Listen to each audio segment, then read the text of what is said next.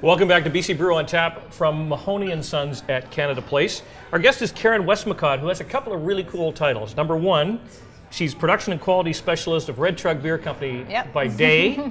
But she also has another title, and you're a certified Cicerone. So yeah, it's like my superpower. It is your superpower, exactly. Caryn, let's break this down. First of all, when you hear the term Production and Quality Specialist of a beer company, that would tell me that you're kind of sciencey. I am kind of sciencey. Okay.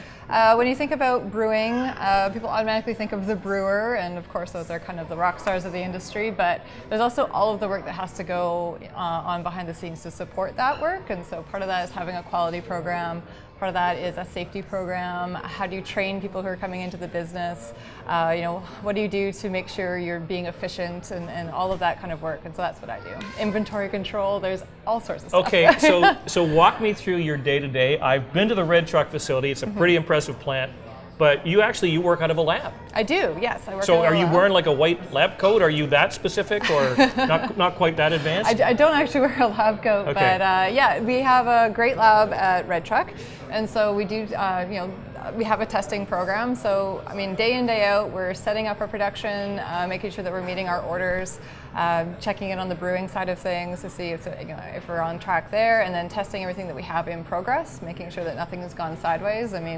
Brewing is a fantastic science, and it's fairly controlled, but you're also dealing with yeast, which is an organism. Okay, which is a living, breathing thing. It can mess up your day. It can mess up your day. Now, okay, so Caryn, when you have a facility such as Red Truck and a full bottling and canning line, one thing I've always been curious about, do you every so often just walk down to the line and pull this can or that bottle, pour and taste, or are you doing that well before it gets to that point?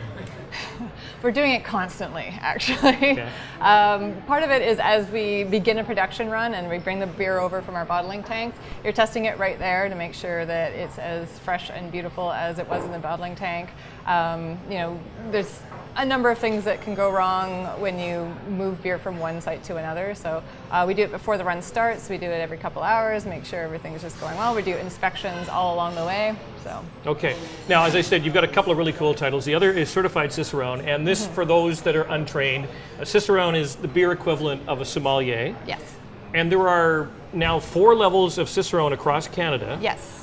Of which they've just created, you believe, didn't they create like level 4 recently? Yeah, in 2015 they put a level between the certified, which is level 2, and the master, which is now level 4, because it was such a big jump to go from the certified Cicerone level to that master level. So they put in a kind of an intermediary one. So it's a brand new testing level. I think there's only one in Canada right now. Okay, now you're in a fairly limited category yourself, because across this beautiful land of ours, there's less than 100 of you people. There's about 90. 90? Yes, yeah. Okay. And of that, I think there's about 15 in Vancouver, and probably the next most populated area would be Toronto. Okay. So, yeah. So now we've got a couple of different beers in front of us here, and I think part of the process of becoming a Cicerone is, I'm going to guess whether you're blindfolded, you're able to tell probably by smell, by taste.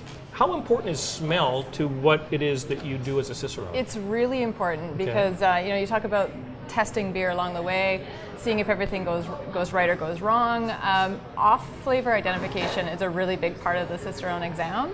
And part of it is, things can easily go wrong, and the fastest way to identify that is actually through taste and smell. So we've got all the scientific testing that we can do behind the scenes, but really, if you're talking about something like light struck, which if I leave these beers out, they will go skunky, and everybody's kind of familiar with that smell. If I leave them out to be exposed to light. And so the fastest way to identify that is actually just smelling it. There are chemical tests you can do, but it's just smell the beer. Okay, well, I'm going to play to your knowledge here, because I can tell you that smells like beer. I can't tell you what is that? Okay. So what we did is we pulled a couple of lagers. Okay. So they're the same style. Oh, so it's all lager? Oh, I see. So these are all lagers, but Right. one of them is different. So when you talk about being able to identify beer by smell, part of it would be identifying really quickly if you're at a account and they've crossed the lines. They're like, oh, that's not actually our beer. And so you can actually tell really quickly by smell. You would also do it by to do any recipe changes. If you want to make subtle changes, well, how big a difference does that make? So you'd actually do what I set up here is it's called a triangle test. So 2 of these beers are the same, and one is different. So can you tell the one that's different?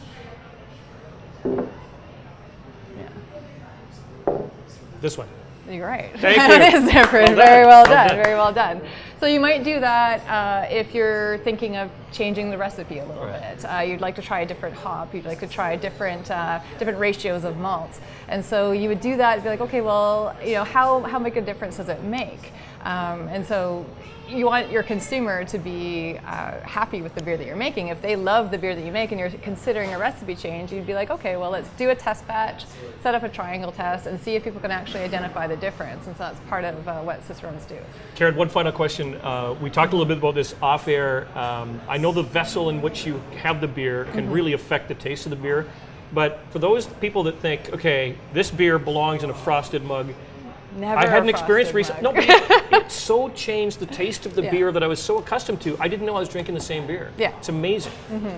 Yeah, no frosted mugs. No It's, frosted. It's great. It's great for A&W and the root beer. No frosted mugs for beer, please. You're adding ice chunks. Oh, just don't. Please don't.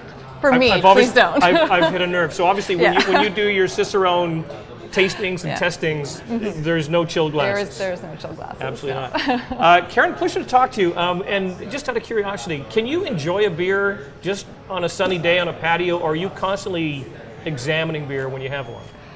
The first couple of beer you probably examine a little bit more. I absolutely enjoy beer on a sunny day, and you can turn off the brain a little bit and just enjoy it. Pleasure to see you again. Always Cheers. a pleasure. Thank you, Caryn. Caryn Westmacott, who is the production and quality specialist of Red Truck Beer Company. This is BC Brew on Tap.